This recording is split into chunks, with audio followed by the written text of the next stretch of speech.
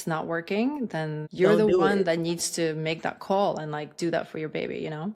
And I always say, like, if it's especially just pause it for like 24 hours and reevaluate. You get like Mm-hmm.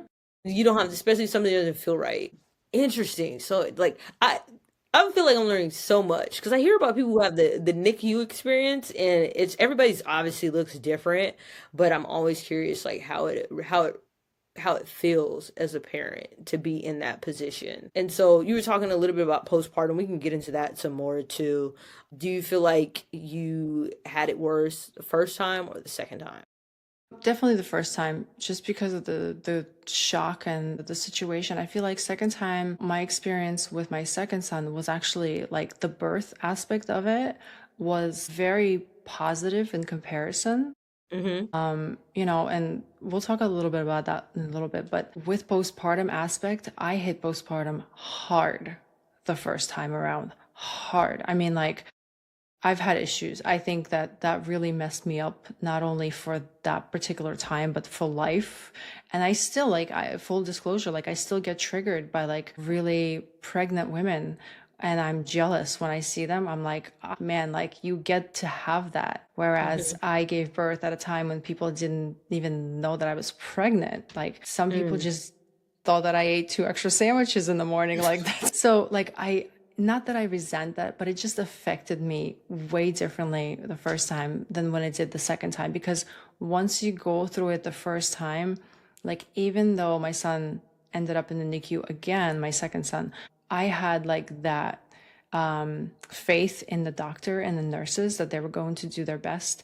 Also, knowing that he was 35 weeks and not 27, that's a big difference. So the issues that he had to face were completely different than my little guy. So, it was an experience where like you know what you're going into. It still sucks. It's not easy, but at least like you know what to expect. So there's always that in the back of your mind Mm-hmm. telling you that like, look, this is temporary. Like nothing lasts forever. Just give it a few weeks. He's going to be fine.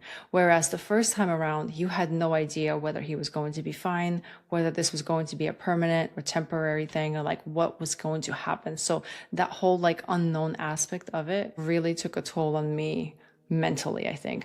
And of course, we kind of touched up on this, but like not going back to work as somebody who's worked my entire life, like from the age of 16, like Mm. we've moved to America when I was 12. I got a job as soon as I could and I hustled my way through like every single day since that time. For Mm-hmm. me to not work was excruciating because that was part of my identity. Like I needed to be social. I needed to go to work. I needed to teach. Like I needed to do all these things and I couldn't. So that took a toll because my life was not mine. It was my son's. And because of that, my whole entire identity was not me anymore. And I had a really hard time adjusting to that new Anna versus the Anna that was, before my son was born. It was a really tough time. I think I'm still figuring it out. I can totally relate. Like my whole like everything was based off of like productivity. Hmm. Like I got to throw out of writing a list, executing that list every day, like, and that's how I got towards my goals. And like, You and sound part like of it me. is, yeah, like part of it is conditioning though. I grew up in a household where like my mom was self-employed, my dad worked a 9 to 5, but he still co-owned a business with my mom. And so like they were heavy from the time we were kids, whether it was sports, education, business, whatever. It was just like execute, execute, execute, execute. Hmm. It's like ingrained in me, right? And then I have a baby and I have all these projects and stuff, like films that I've shot that I have not finished editing, like in just in general, like not working out, just like all everything you can think of that's like productive, that is just no. Like whatever you thought you was about to do today, no.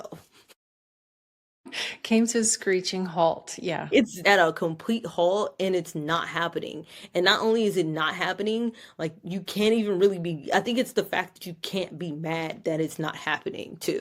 Like that's a whole nother layer of like, because yes, number one priority is the baby. And the baby depends on you for literally survival, like Everything. everything, Like, everything. and I don't know why I didn't understand that, but like I did not understand that.